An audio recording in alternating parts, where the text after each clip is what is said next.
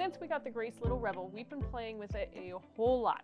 So I wanted to play with it a little bit with you guys so that you can see what that looks like. On the machine, we have a bunch of different buttons.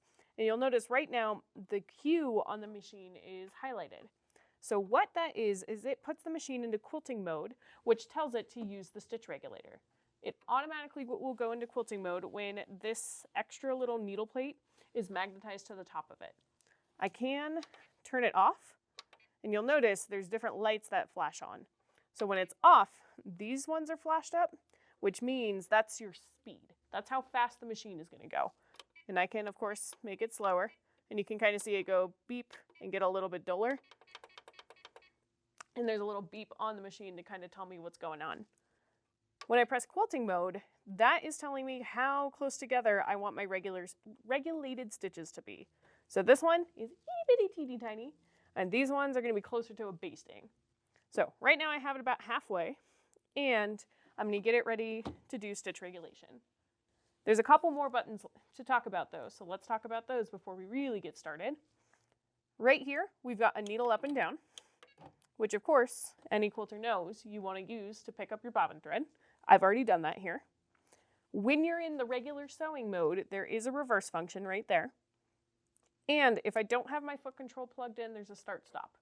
So that way, if I'm taking it to a retreat and, oh no, the foot control didn't get plugged in, I can just use the start-stop button instead. Kind of makes it so you're not dead in the water when that happens. Now, I want to point out, when I lift up my quilt sandwich, right here, this little box next to my needle plate is going to be my stitch regulator. So, when you look at this little box, when you first take it out of the box, there's a little plastic piece with green on it that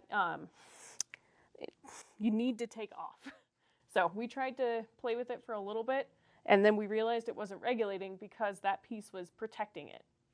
So in order to get that perfect stitch regulation too, you want to make sure your quilt's not levitating like this. You want a flat surface right there. So I'm going to turn it a little bit so that we get there. And then we're going to look at our needle and listen to her sew. All right, let's do it. So I'm going to go ahead. I'm going to go really slow. I'm going to go faster.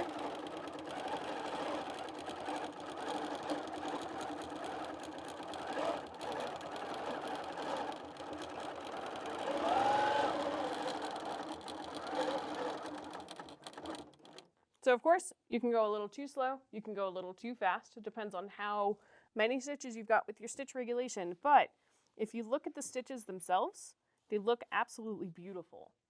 So if you have not played with the stitch regulated machine before and are potentially looking at either a home sewing version or a long arm machine, but you're not sure which way you want to go, the Grace Little Rebel is going to be a perfect hybrid of both of those.